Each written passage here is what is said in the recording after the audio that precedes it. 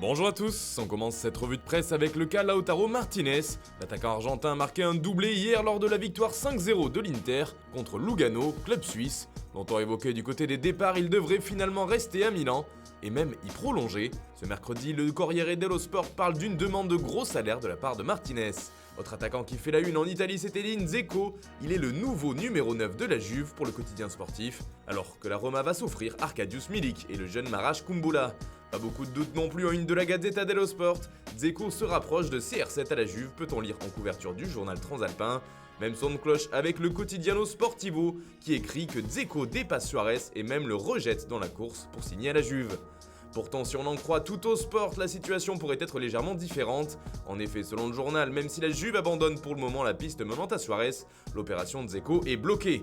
Car celle-ci dépend aussi de la signature de Milik, et pour l'instant l'attaquant polonais refuserait de rejoindre la capitale italienne. Dans le même temps, Tuttosport assure que Paulo Dybala va rester à Turin cette saison, et que son agent est sur place pour travailler sur une prolongation de la Joya jusqu'en 2025.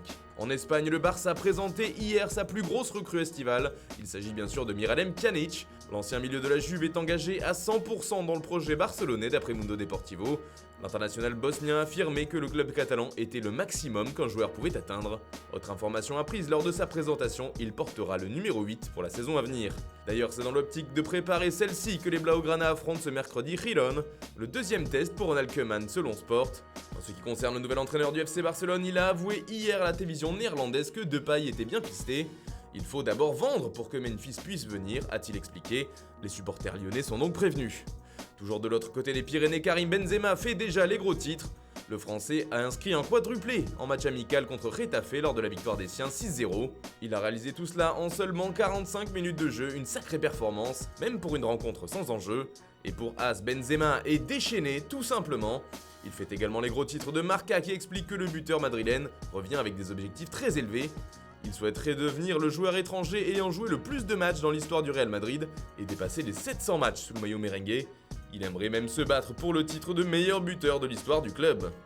L'autre information qui fait la une de Marca, ce sont les déclarations de Jonathan Barnett, l'agent de Gareth Bale. Celui-ci a confirmé les envies de départ de son protégé. Nous parlons avec Tottenham, a-t-il avoué. C'est là-bas qu'il veut être. Des mots forts qui mettent le feu à l'Angleterre aujourd'hui. En effet, le retour de Bale est en une de tous les tabloïds. Par exemple, le Daily Star en profite pour rendre hommage au groupe The Clash, en placardant en couverture London Calling, titre d'une de leurs chansons.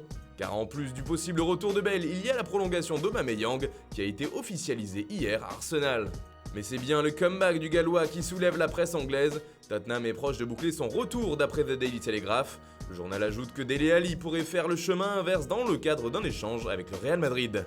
Une information également partagée par le Daily Mail ce mercredi. Bale retourne à la maison, écrit le quotidien anglais.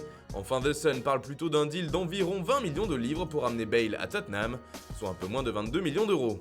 On termine ce tour de la presse en France. Après la défaite de l'OL 2-1 contre Montpellier, c'est au tour du Paris Saint-Germain de jouer son match en retard de la première journée de Ligue 1. Le PSG accueille ainsi Metz ce soir et se retrouve sur tous les fronts pour l'équipe. Entre un match important pour les Parisiens, catastrophique depuis le retour du championnat, et un moment tout aussi crucial avec la commission de discipline. Cette dernière statue aujourd'hui et plusieurs joueurs de l'effectif francilien risquent de sévères sanctions après les événements en fin de match contre l'Olympique de Marseille. Réponse en fin de journée. Voilà, c'est tout pour ce matin. Bonne journée à tous, on se retrouve dès ce soir pour un nouveau journal du Mercato.